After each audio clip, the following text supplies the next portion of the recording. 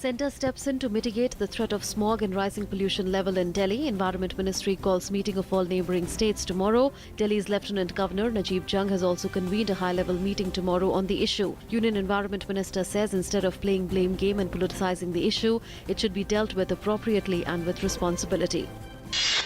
Delhi government has closed all schools for the next 3 days and shut down all construction and demolition for 5 days due to alarming levels of air pollution.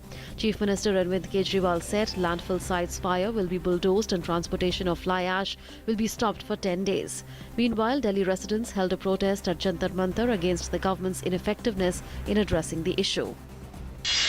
In Jammu and Kashmir, 2 army jawans were killed and 5 others, including 2 soldiers, 2 civilian women and a BSF officer were injured as Pakistani army opened unprovoked firing along the line of control in Krishna Ghati and Pooch sectors, violating the ceasefire. Army said that while the infiltration bids were foiled, it had also inflicted heavy damage to several Pakistani posts along the line of control in Pooch sector. BJP's Parivartan Yatra sees huge turnout in Lalitpur and Jhansi in Uttar Pradesh. Addressing the rally, Rajnath Singh says SP and PSP have done nothing for Bundelkhand region in the last 15 years. Amit Shah says if BJP is voted to power, UP will emerge as the most prosperous state in India. Prime Minister Narendra Modi has said research in agro-biodiversity is very important to ensure global food, nutrition and environment security. Inaugurating the first International Agro-Biodiversity Congress in New Delhi today, PM Modi said research needs to be done and best practices need to be noted and curated. Sri Lankan President Maithripala Sirisena arrived in New Delhi on a 2-day visit during which he will also attend an international conference on tobacco control. Tomorrow he will attend the 7th session of the Global Tobacco Control Conference at the Indian Exposition Mart in Greater Noida.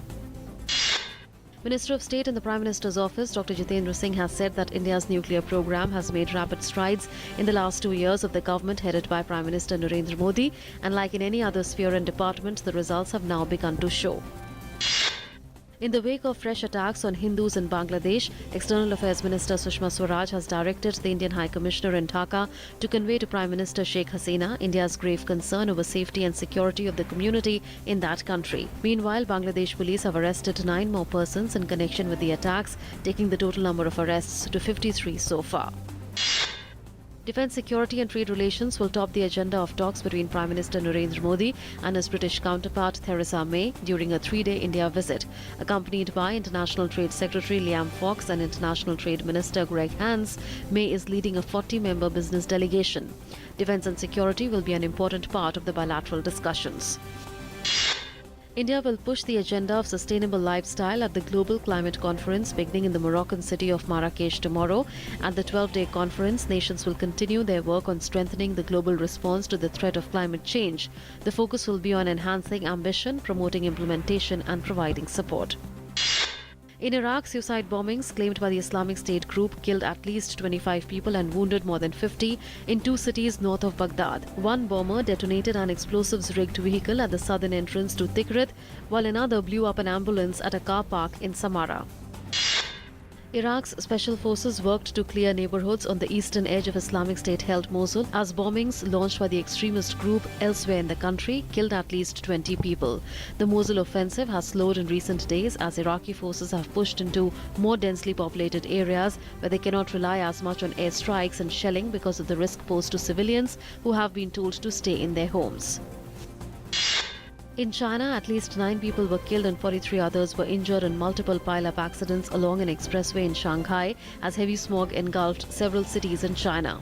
Several road accidents were reported along the S32 expressway in Pudong New area due to foggy weather. Locked in a neck-and-neck battle, Hillary Clinton and Donald Trump have made a last-minute dash to key swing states to woo undecided voters as major polls on the final weekend before the election day showed the race for the White House was too close to call.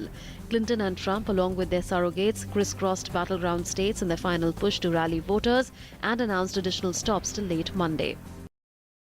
A US-backed Kurdish and Arab force said it has begun an operation to capture Raqqa, the de facto capital of Islamic State in Syria. The Syria Democratic Forces will be aided by US-led coalition airstrikes. They have also warned civilians to steer clear of areas where IS militants are present. The coalition of Kurdish and ethnic Arab militias have been gaining ground in areas to the north of the city.